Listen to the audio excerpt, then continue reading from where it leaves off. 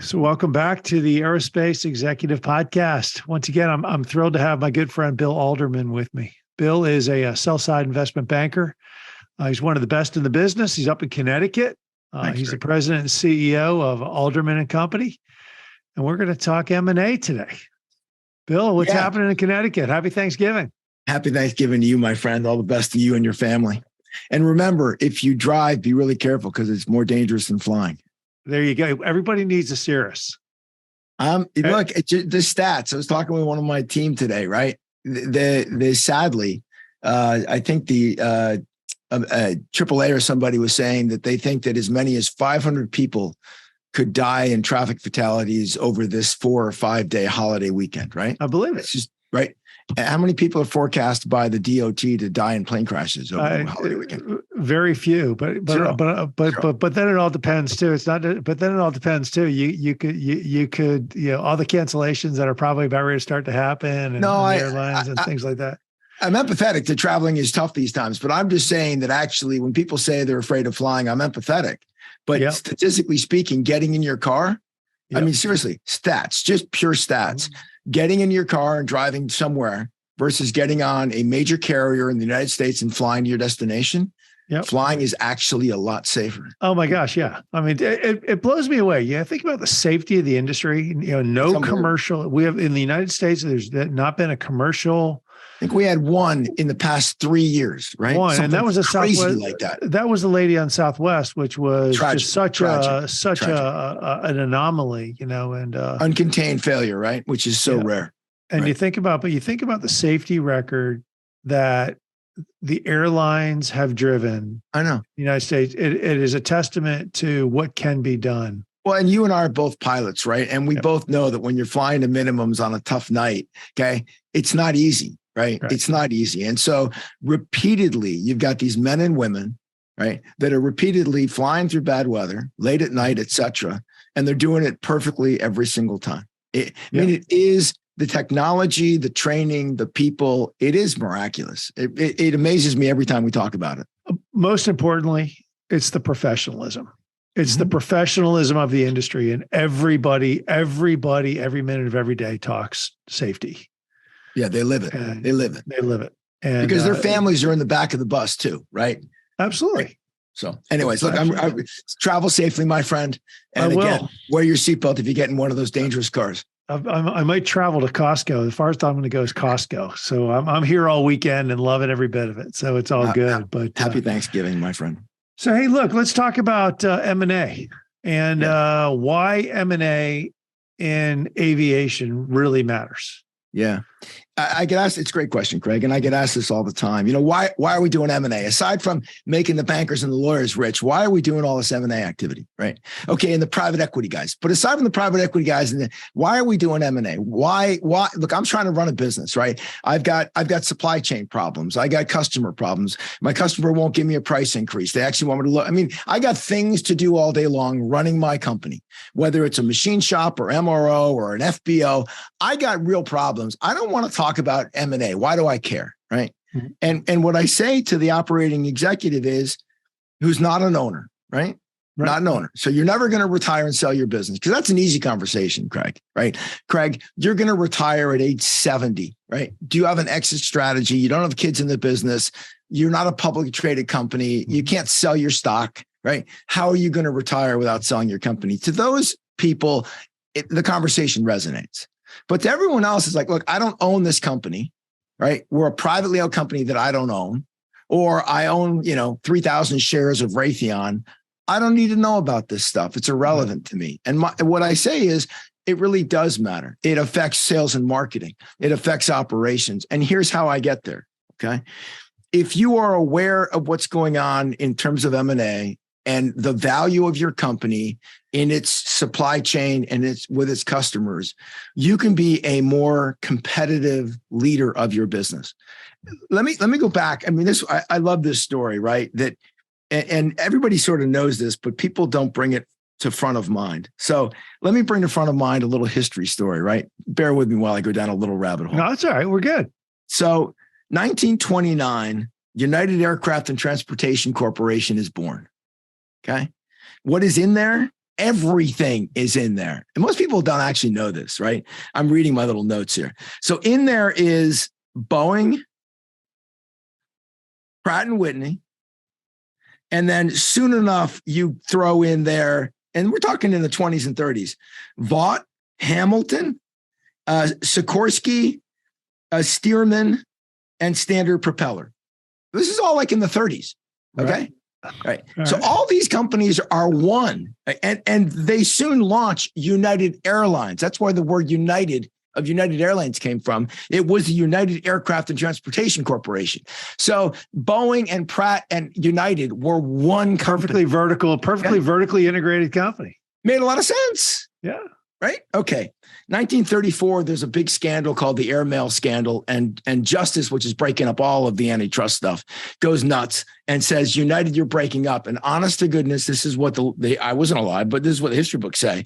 Justice said everything west of the Mississippi is going to be called Boeing, and everything east of the Mississippi is going to be called Pratt and Whitney. I'm not making that up. I just learned something.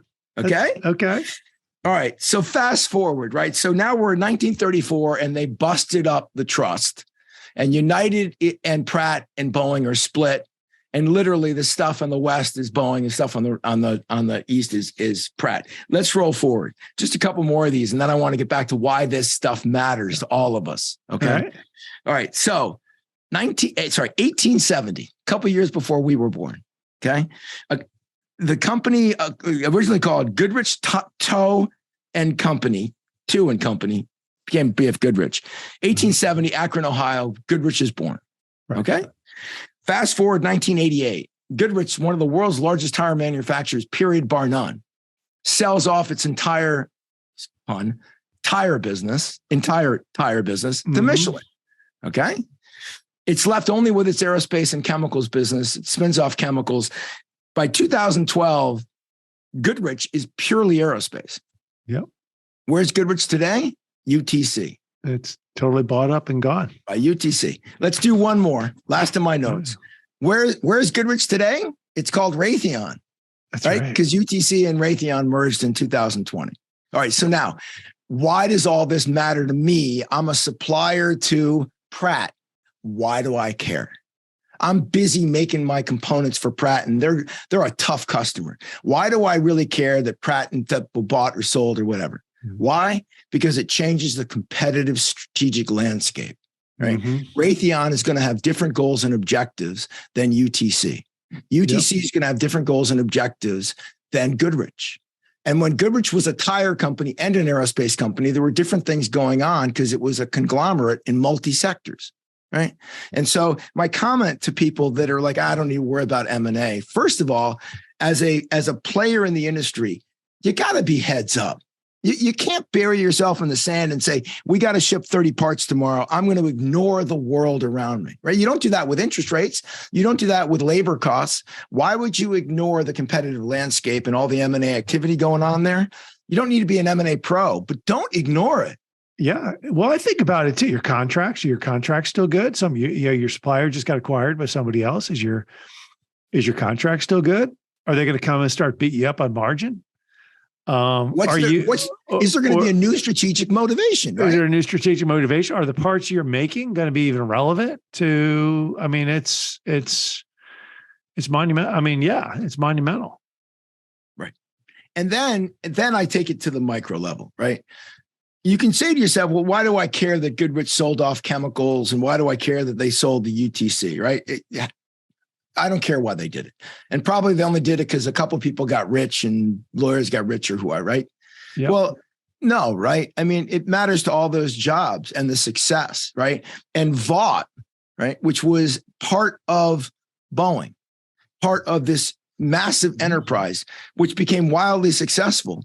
Vought was off on its own and struggled and has struggled, right?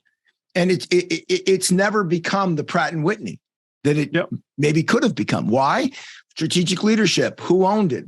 You just can't ignore, right? And so if you are an employee and you're at a company, I don't want to pick on names, but you're at a company being bought and sold, and you don't believe in the strategic mission and focus of the parent now, right? Mm-hmm. But you see another player that's moving in a strategic direction and making acquisitions that you think are really relevant. Well, as an employee, you should consider moving, Mm-hmm. right? Because you live in an ecosystem, right? Your employer is now going in a strategic direction that you don't think is right.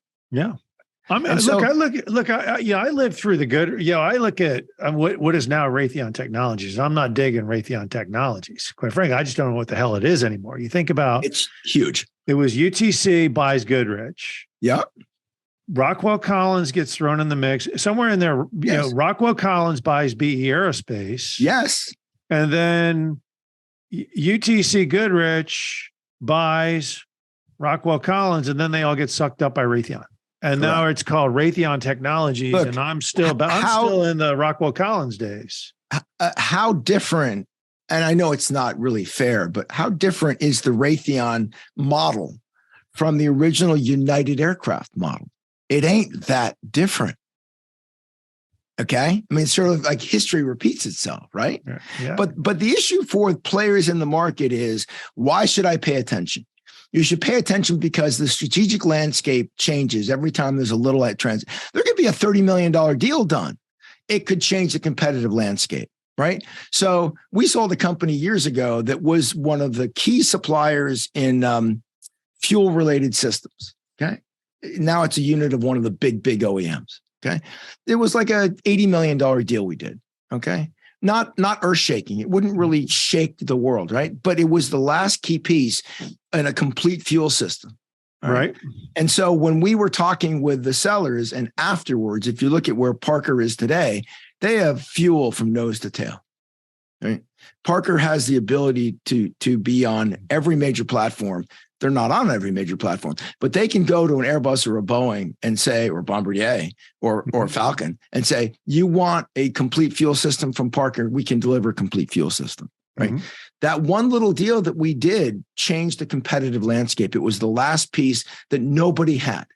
And so if you look at it from that perspective, if you are a manager, salesperson at a major OEM, mid-level OEM, and you're competing on major contracts and you're missing a piece, a strategic, competitive, technological piece, and your competitor buys that company, you're going to lose contract going forward because of what they just did. Not on price, not because you don't make a better mousetrap, because you're missing something in the adjacencies. Yep. That's why all this M&A stuff really does matter at an operational level.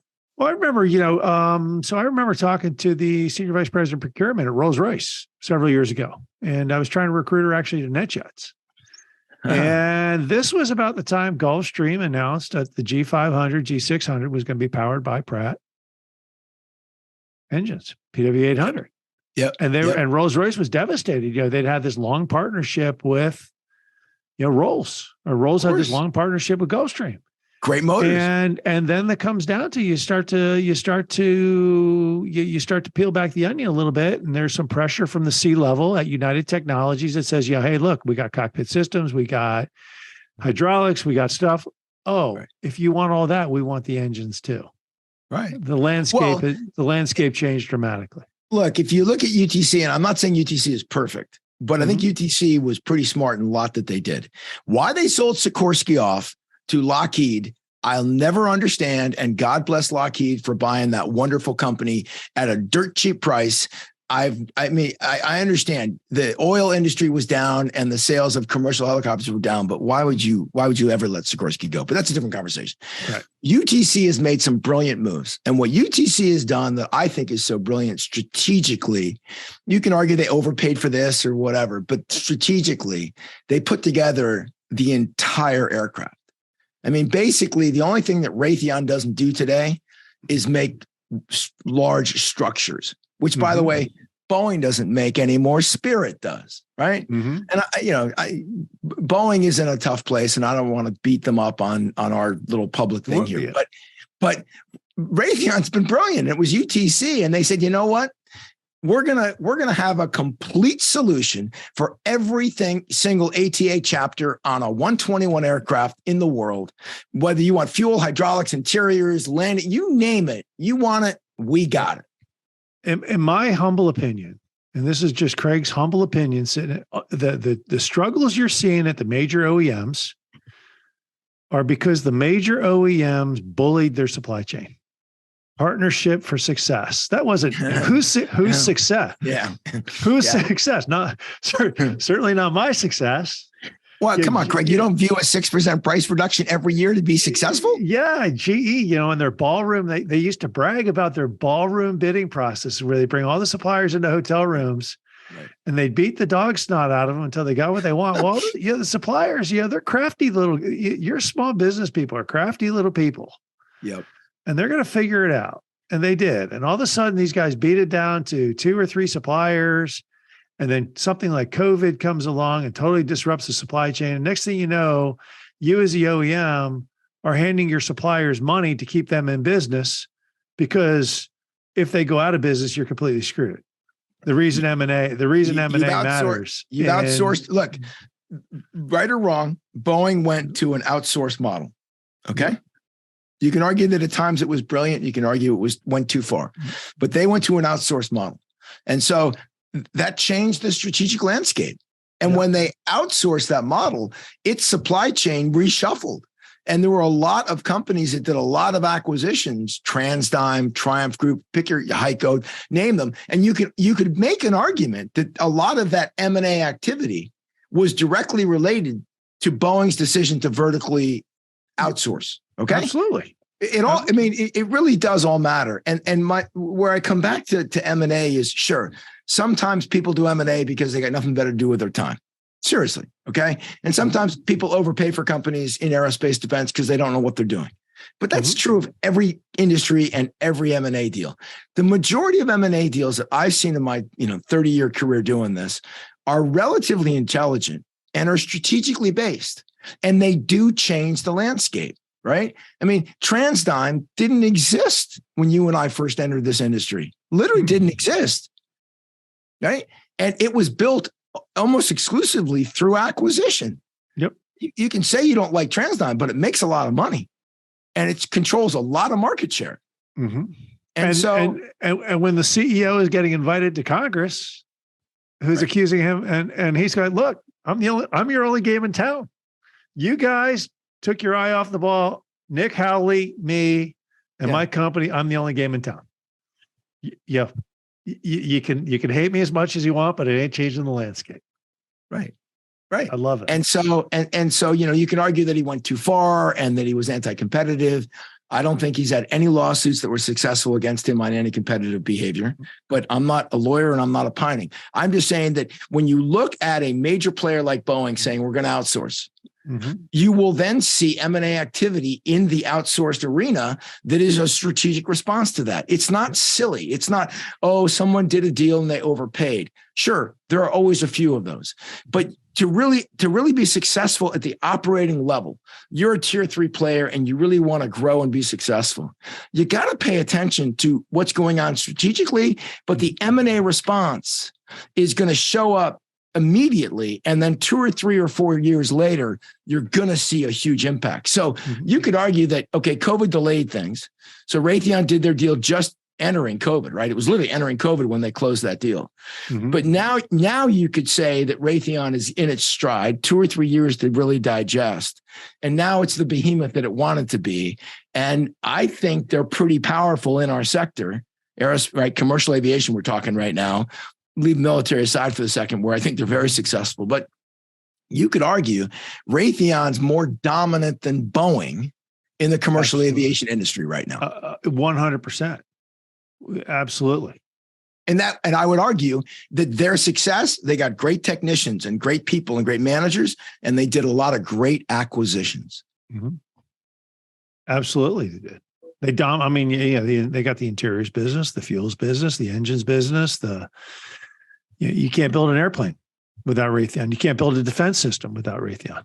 Yeah, and we can go to the military side separately, but staying on the commercial side, and I'm not saying every deal they did was brilliant and they didn't overpay for some stuff, but they put together a really nice portfolio that is a strategic weapon, right? Yeah. And they're gonna reap the benefits from that. And I would argue that some of what Boeing is suffering, going back to your partnering for success, I think Raytheon is saying almost exactly what you said. It's no, I don't want to be the recipient of Boeing, you asking me for a price reduction. In fact, I want to tell you, Boeing, that I need to make a good margin. Mm-hmm. I think Standard Aero is doing the same thing. Standard Aero is out there buying up, they're buying up every turbine, every engine repair, component repair shop. They're ranging from TRS Global in Ireland to a bunch of stuff down in, a bunch of small stuff down in Florida, right? Dallas Aeromotive. And look, Carlisle behind them has a lot of money, right? Yep. And you can argue they do stupid deals sometimes. Well, if you do, 5,000 deals, you might have a couple that are stupid, regardless of how good you are. But Carlisle's pretty good.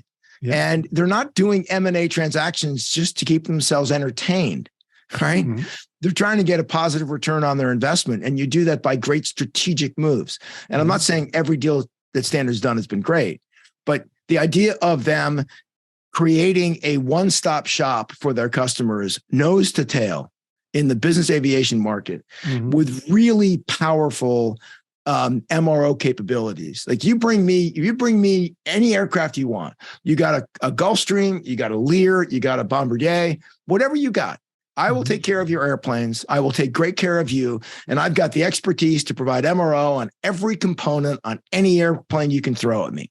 Mm-hmm. Well, how do you compete with that? I mean, that's going to become a major, it already is, but that's going to become Raytheon-ish, right? Mm-hmm. It's going to be, who else would you go to, right? You got $100 million of private aircraft and you want them well cared for. Of course, you're going to go to Standard. Right. I mean, that's where it's getting. Yep. No, it's and to the point where it's almost becoming, does the Justice Department, now does the Justice Department start breaking stuff up again? That's going to be the next issue. And that becomes a political conversation, right? Because you could argue that in the 1920s, we had not nearly enough regulation, which led to the Great Depression, yada, yada. And you can argue that in 34, we were trust busting and we may have gone too far, right? Right. I don't have a political conversation here, but the Justice Department and its enforcement of the Sherman Act and antitrust, anti-competitive behavior does move, right, with a political spectrum. Right? Sure it does. And whether we're Democrat or Republican, you get large enough and any administration is going to want to protect the marketplace from that kind of behavior. Yep. And so are we approaching that with Standard? I don't think so. But I mean, if they get to X% of the marketplace, then yeah, I mean, not just Justice, because Standard is a global enterprise. Mm-hmm. Right. And the EU, I would argue, has tighter anti-competitive enforcement today than the US does. I agree. And so they could get boxed out of Europe, and they can't afford to get boxed out of Europe. Well, you remember the old Honeywell. You remember the old Honeywell GE. Jack Welch and never got there. Bossidy, and they never got there. All killed by the EU. Right. Exactly right. Exactly right. And who would have known? I mean, who knows what the industry would have looked like if that merger had taken place. Raytheon, it would have been Raytheon before Raytheon, right? Yep. Bingo. Right. And look, I've got a good friend. We'll do a shout out to my friend John Slattery, who's executive vice president of GE Aircraft Engines, who was running Embraer. Right. And John's a brilliant guy. And you look at GE today, right? So it's the exact opposite. And I'm not saying because GE stock price went down, that conversation. I'm talking about the amalgamation and the disintegration, not disintegration, but disintegration, right? Mm-hmm. And so UTC Raytheon has brought a lot of stuff together, right? Mm-hmm. If you look at General Electric, which had washing machines and healthcare and engines, right? And you could argue that it may have had financial troubles and it had to spin off, but leave that aside. GE Aircraft Engines today is a pure play. It's one amazingly wonderful product line, right? Mm-hmm. And so was Pratt and Whitney better off being part of United Transport in the 1920s? Was it a better company when it was just Pratt and Whitney? Or is it a better company now that it's part of Raytheon, right? Time will tell, right? And is GE going to be developing better engines and more laser focused on its customers and provide better service? John Slattery, I'm sure, would say, of course, because they're laser focused, right? When John goes to see a major airline, he's not selling coffee makers and landing. He is doing one thing. He's giving you a power plant, right? I agree. So you could argue, and I'm not making an argument for consolidation. I'm making an argument for paying attention to M&A. John's team believes that being laser focused is going to make their shareholders the best return and satisfy their customers better than anyone else. They might be right. And for every big behemoth, I call it like I get these little theories about things. It's the cinder block. You got the big cinder block, the big behemoth, but in between the cinder block is that gap where the mortar goes. And that's where the little people play. And there's always a little niche for the little people. They make a little component, or they supply a part. They've got some expertise. They got specific expertise that keeps them there. Heiko's been buying up those people for Heiko now is, Heiko was a small player. It's still nimble. Heiko is now huge. Heiko's huge. It's an under and if you're not, some investment guys at this some guys at Live Oak Bank were saying, hey, we want to sit there and pick your brain on Heiko one day. I'm like, great. Do you want to know? They're like, is it an investment? I'm like, yeah. It's a very well run company that you never, most people outside the industry never heard about. So it's a great company. The stock price is, we could have a whole podcast on the stock price of Heiko, which we're not going to do right now. No. But the Mendelsohn family that has really led that enterprise, brilliant people, and they've done phenomenally well for their shareholders. I agree. Let me ask you this. Yeah. You're a sell side guy. Yes, a small business person. They're not, they're focused in their business and they're not looking at big picture. How do they say, look, I'm going to get out of my own head? Right. They keep you on retainer? Do what is the best way to keep abreast of the changing landscape and how it affects them? So look, we do some consulting work to help companies get ready to sell, sometimes as much as 2 or 3 years in advance, but we really are a one-trick pony. When a company is ready to be sold, we go on the team and we sell them, right? What I say to lots of people all the time is, look, I'll always take your phone call, right? John Slattery calls me up and wants to chat. He's going to get my time, right? Mm-hmm. But more importantly, if a small company owner who's 58 years old is thinking of retiring in 7 years, I'll talk to him, right? We don't need to talk all that often or all that much, but there's some things that he or she needs to be thinking about, right? And they are the following, okay? If you have kids in the business and you're gonna generationally keep the business in the family, tax reasons, all sorts of other reasons, that's a great thing to do. Right. Passing a business down to your children is the American dream. Okay. Alternatively, right, if you're the owner, you don't really have a whole lot of ways to retire. Okay. Mm-hmm. And it's not a very good idea to take the company you built and founded and worked at 6 days a week to leave it and hope that the people there will do a good job while you're down in Florida playing golf. I can tell you tons of stories where you just don't do that. Right. Mm-hmm. Don't do that. The cat's away kind of conversation. It just doesn't work well, no matter how great your staff is. The owner is the owner. And when the owner's not present, it doesn't go well. Right. So you got to sell your business. If you're the founder and you got no one else in the business, there's no other way you're going to fund your retirement. And dying at your desk and leaving your family to have to pick up the pieces is not very nice. Okay. Mm-hmm. So you got to sell your business. It takes 2 or 3 years to get ready. You don't need to put anybody on retainer. You need a good lawyer, a good accountant, and you need somebody on the phone to talk to, like me or one of my competitors, and just chat with us an hour a month for the next 3 years. Mm-hmm. It's not that hard. The issue is you need time. For example, one little quick example.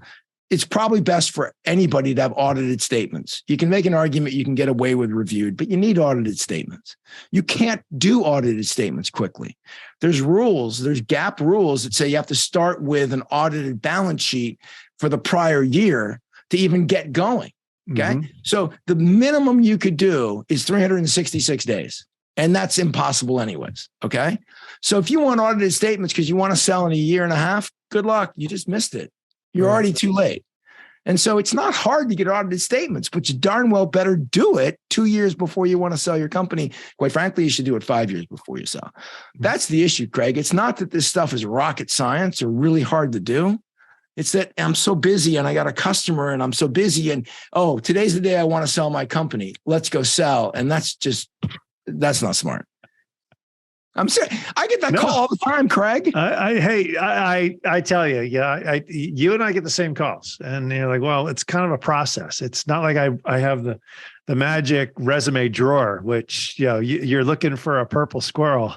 Right. Yeah, I've got one right here. Yeah, let's just talk about it. It's like, no, it's a little bit of a process, right? So it's a big process. I hear you.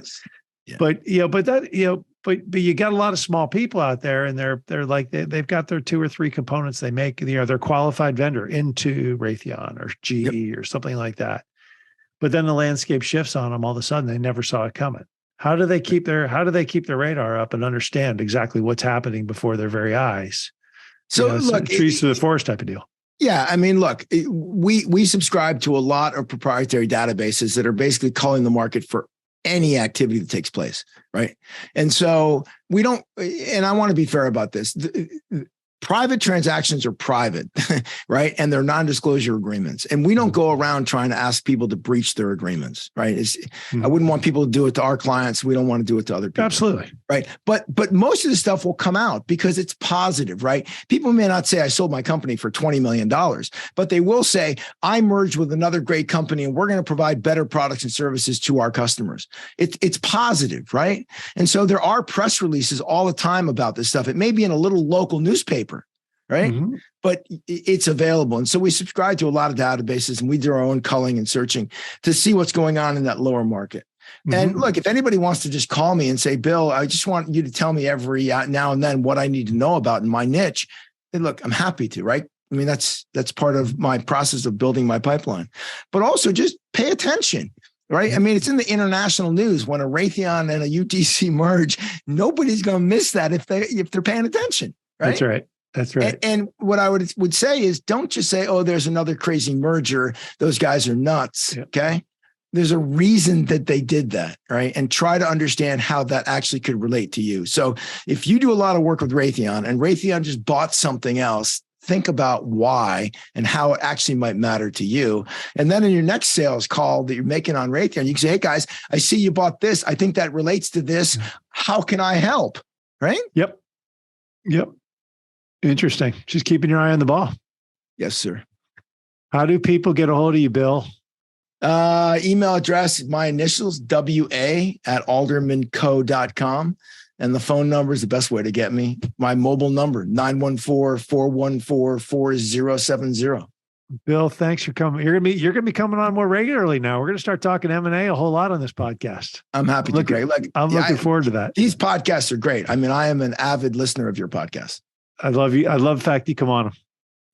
All right, Craig. Appreciate it very much. Wishing you a happy Thanksgiving. Happy Thanksgiving. I hope you enjoyed the latest edition of the Aerospace Executive Podcast.